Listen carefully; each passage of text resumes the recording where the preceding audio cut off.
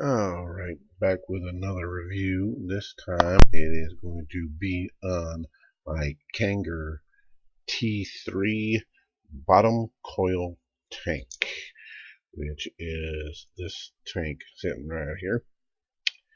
And as you can see, it already has some liquid in it, which is my Mountain Dew flavor, and it's at about 1.8 mils left in there at the moment.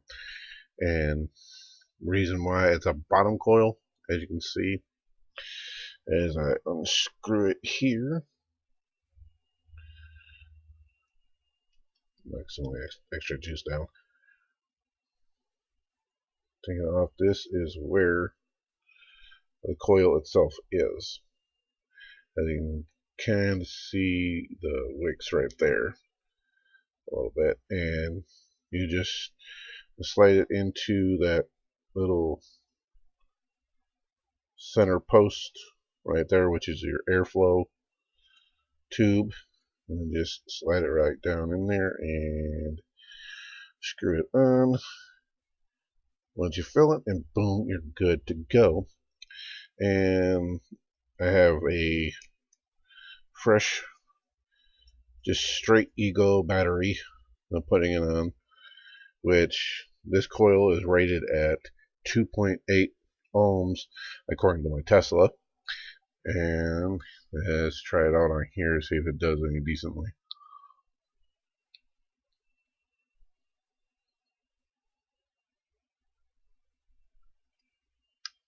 Yep, nice flavor, good consistency with the vapor, and with it being just a straight Ego battery, it's a cool vapor. Reason being is since the vapor itself has actually time to cool slightly as it's coming up the inner tube here. Since the coil is down here, by the time it hits your mouth, it's cool. So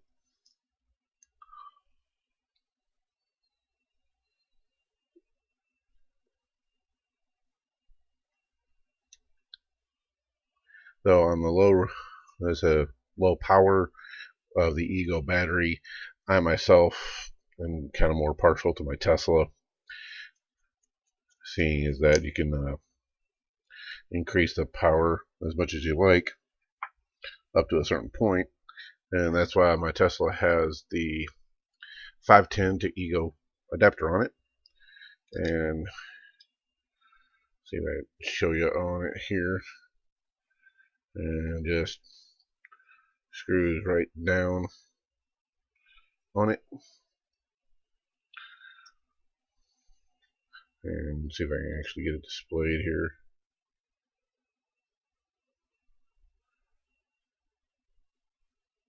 Oops, a little too far.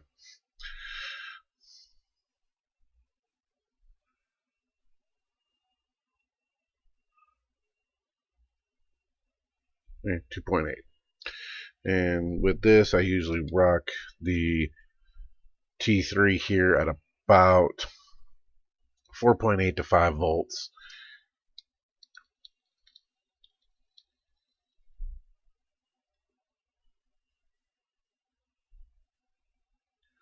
Which, as you can see, compared to the Ego battery, gives you a lot more vapor, and actually, to me, better flavor. But some people might have it down at, like, say, 4.6.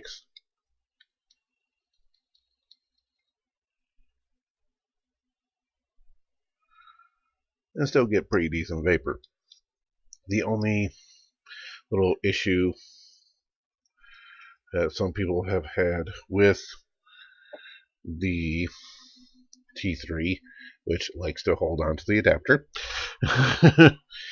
is that since it's a bottom coil, it has a tendency sometimes, depending on how your draw is, to flood. Now, the easy way to get rid of that is to unscrew the bottom again and put it top of the coil or top of the tube into, say, some napkins or a sponge or something to catch the excess liquid, and use a straw to fit over the airflow hole in the base, and then flip it and do the same thing, so that way it basically blows out any extra or excess liquid that's in there. And since the adapter is on there, I'm just going to put it right back on here. And other than that, it works wonderfully. It only came with one head, and I got it through vaporalley.com, and you can get replacement heads for this and just any number of other tanks on there, as well as, if you wish to, there is a way to rebuild the heads on here. I myself have not gotten into rebuilding yet, but it's something I'm probably looking into for the future.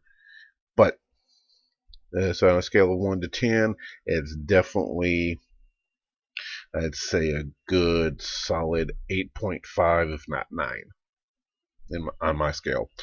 But you also have to remember that I haven't had any flooding or leaking issues with it, so that's a good thing.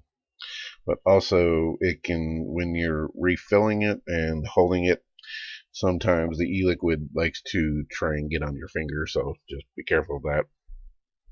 Other than that, I have no problems with it.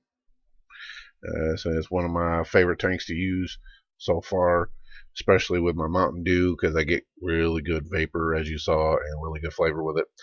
And yeah, I'm probably rambling now, but oh well.